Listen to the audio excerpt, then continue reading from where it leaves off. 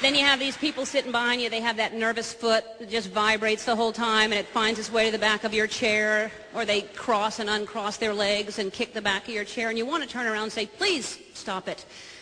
But you don't. This is how we try to get that point across.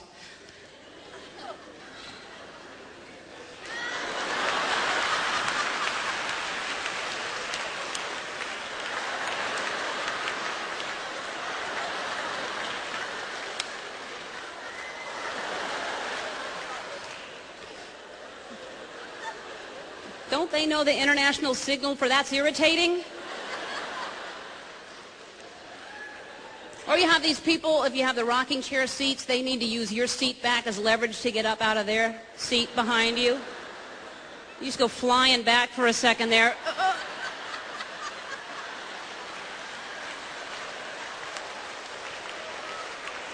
Feel like you're going to get catapulted out of there for a second. Oh!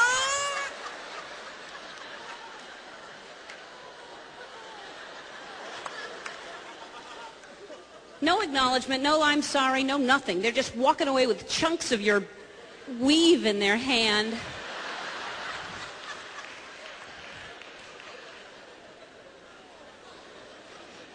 People aren't as considerate as they used to be, I find. I wouldn't mind hearing a few more please and thank yous. That wouldn't hurt anybody, would it?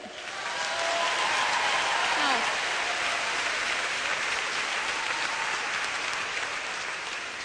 You ever hold the door open for somebody and they just waltz right through there? No eye contact, no thank you, no nothing. You're just standing there. Well, you're welcome, Your Majesty. Sorry I didn't sprinkle rose petals for you.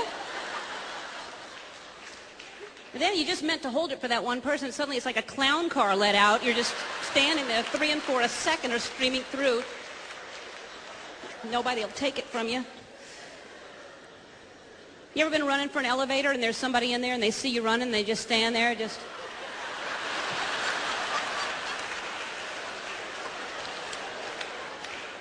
like they don't want you to make it. It's awkward when you do make it, isn't it?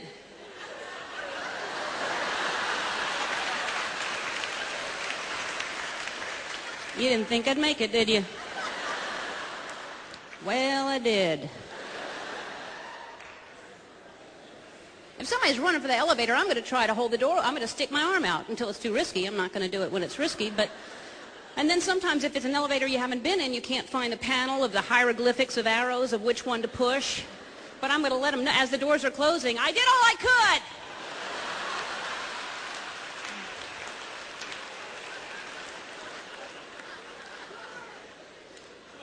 We want to be in there by ourselves. There's nothing wrong with admitting that. You know, it's a tiny little space, close proximity to a stranger. It's silent. That's awkward. I always try to break that silence by saying something, you know. First day of parole.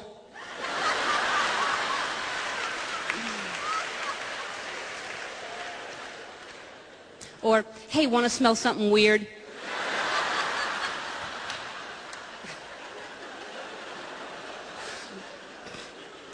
What's funny to me is you won't say that, but you'll think about it when you're in there with somebody, and then you'll laugh, and then they'll wonder why you're laughing. The elevator is a convenience and a mode of transportation I'm all for. It takes you up high, fast, fantastic. But there are certain modes of transportation that have come along with. That moving sidewalk in the airport, you know, I could see if you get in the airport, get on the thing, and it takes you right to the gate, then that's convenient, you know. But it's not. It's just in the middle of nowhere, one little section of the airport. Like a little ride in the middle of nowhere. What's that serving? What's that? I mean, it's fun because it's moving. So if you're moving while you're like the bionic woman. You're flying past people on the ground. The hard thing is adjusting to walking again once you get off. Trying to find your pace. What about those people who get on there and then they just stand on there? What's that about? Thank God they're on there. I don't know how they get anywhere.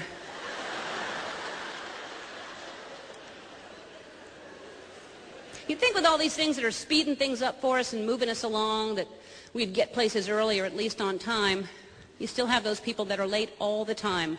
You know, it's one thing if you're late once in a while, but these people that are consistently late, they always have the same excuse. Ah, sorry, traffic. Really? How you think I got here? Helicoptered in? I allow for it. Then they get all defensive. Sorry. And when they say it like that, they don't mean it. Not when it goes up in the middle like that. Sorry. That's not sorry. That's like those people who say something, like insulting, and then they end it with just kidding, like that erases it somehow. Hey, did you get a haircut? Hope you didn't pay for that thing. I'm just kidding. Well, then you don't know how to kid properly. Because we should both be laughing.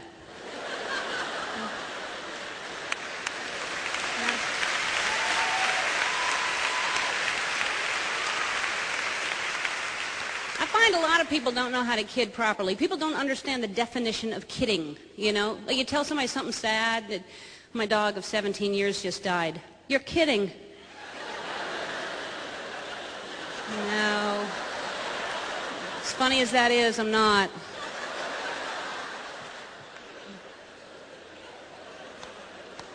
People always say things they don't mean. Like people who say the worst thing. Oh, the paper cut, that's the worst thing. Is it? Really? Okay. What about pickle juice in your eye? That's pretty bad too, isn't it? You ever had pickle juice in your eye? Boy, those pickle jars. Have you tried to open them lately? They're vacuum sealed. You can't open those jars. They're so tight. There was a time, there was a big old barrel in a general store. You'd roll up your sleeve and dip in there for a big old dill, and those days are gone. Now they're all in the jars, and they're vacuum sealed. You're trying to open them, and you cannot get them. Squatting helps sometimes. That actually... And you always have that one person in the kitchen. Give it. I got it. I got it. Give it. I got it. I got it. Give it. Give it. I got it. Give it. Give it. I got it. I got it. Give it. I got it. I got it. Give it. Determined to get it, and then you finally hand it over, and they just pop it right off. Well, loosened it. And then once you get the lid off, that's where the danger of the pickle juice in the eye comes along, because the juice is to the top. They're not kidding around with that juice, are they? Man, that juice is up there. And the pickles are packed in there like... I wish they packed potato chips the way they pack pickles. Right? It's all air. There's just 6 potato chips once you get the thing opened. Pickles are packed in there like sardines, which, by the way, if you've opened up, are not packed as tightly as pickles. That expression should change. So now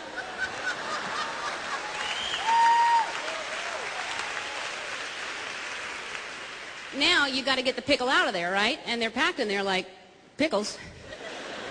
It'll catch on. And so then you need help, and you're looking for that little stem that's still attached, the dried little dill handle, if you will.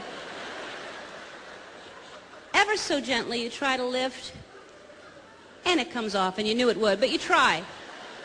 So then you have to go into the pickle claw. And the pickle claw, you know it well. It's the same claw. It's upside down as the claw to get the spare toilet paper roll that hasn't dropped yet. That's the same claw. Notice next time. Toilet paper claw, pickle claw.